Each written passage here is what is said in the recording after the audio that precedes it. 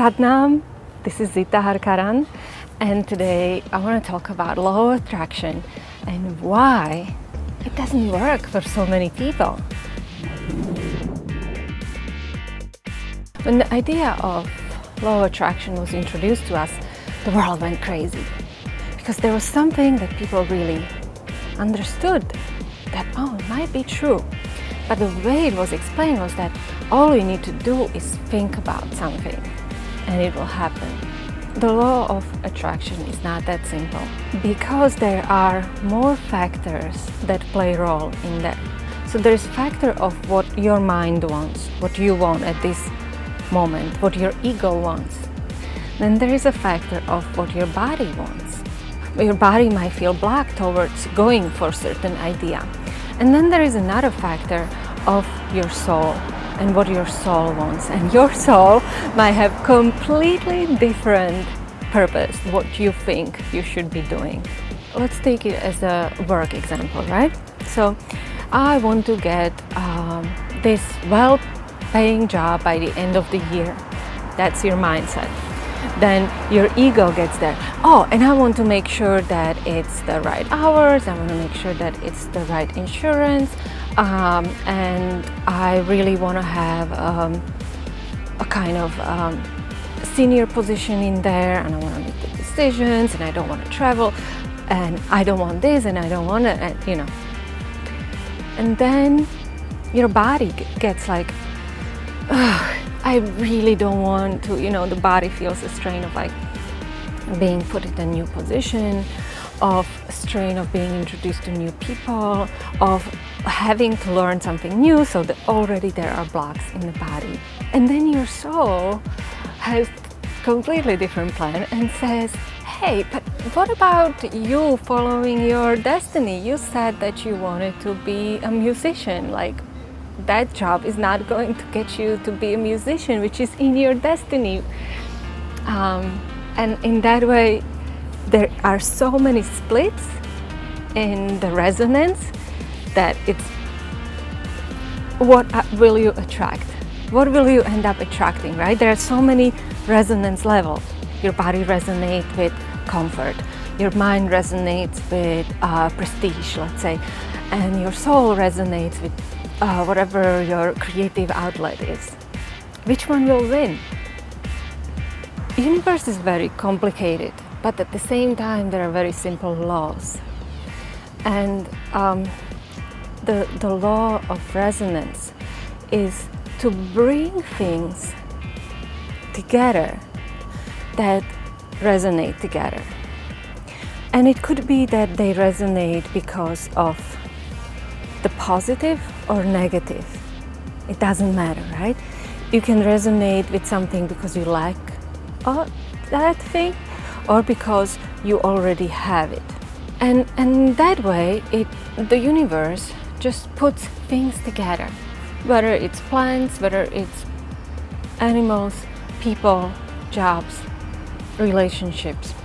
I really see it as like, those videos where you like strike a tune and the sand just kind of reorganizes itself in a beautiful pattern. That's the kind of thing is what resonance means. But which resonance, right? The one from the body, the one from the soul, the one from the mind. That doesn't matter to the universe. What matters is which one has the greatest gravity, which one has the greatest pull. That one will then attract, or will then be pulled towards certain things, towards certain situations, or certain people. It's very simple. Law of attraction is really not a grinding kind of thing. It's also not just pure visualization. Although I can see how that works, that when you see something, it starts to kind of embed itself in your body, right? Because you constantly see it, so you start believing it, which is a very good technique. But there's really so many others, better, that really will amplify. Because lots of times, what your mind wants, even though by seeing it you will get it, but once you get it, it might not be what you really needed. And that is a kind of painful realization. That's why I like Kundalini Yoga better, because it's safer. It always comes back to the happiness. It always comes back to feeling good and being in harmony. Let's say you want something and you know in your mind, but you know also that there are certain blocks in your body or in your mind. You're afraid. You want to increase that gravity, that resonance, so that it's not only in your mind, but it resonates in the rest of your body. And basically everything that Kundalini Yoga teaches is based on this kind of resonance. It's amplifying whatever the resonance you want. So that's why we have mantras, right? For love, for protection, for so many mantras for prosperity, so that you can actually not just think it in your mind, but can deeply, deeply resonate with it on all your cells and on all your thinking patterns and thought patterns in your consciousness and in your soul. What also happens with every single practice, Kundalini practice, is that you unify the three aspects of mind, body, and soul.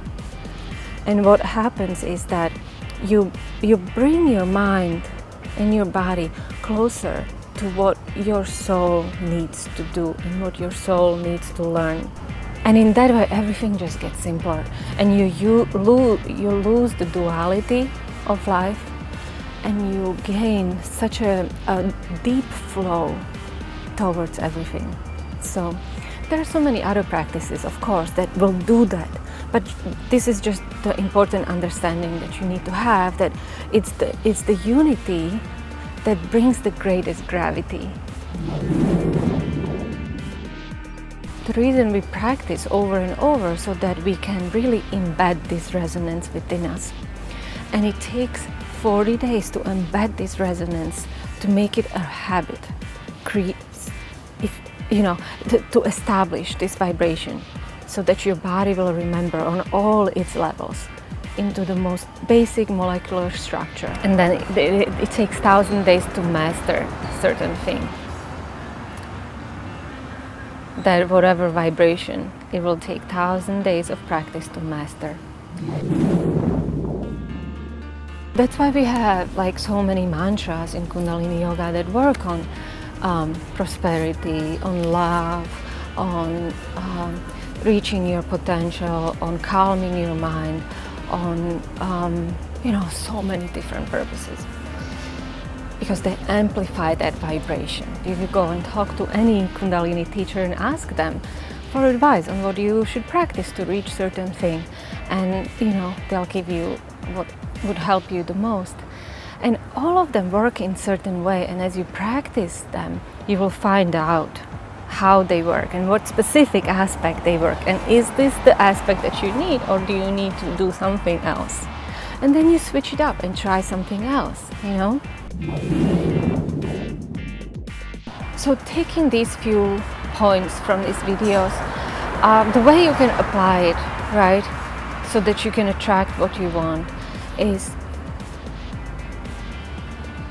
you need to completely resonate with that thing, so it has the greatest gravity. And that doesn't mean you have to change yourself from who you are.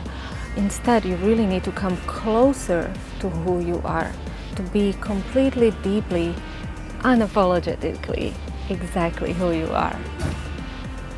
And that is the best way to attract the life and anything you need in your life based on this resonance. That is the best way to increase your resonance with something. Every practice of yogic practice, especially Kundalini mantras, right, that use the sound and the vibration, are really designed to get your mind and your body closer to your soul and unify it.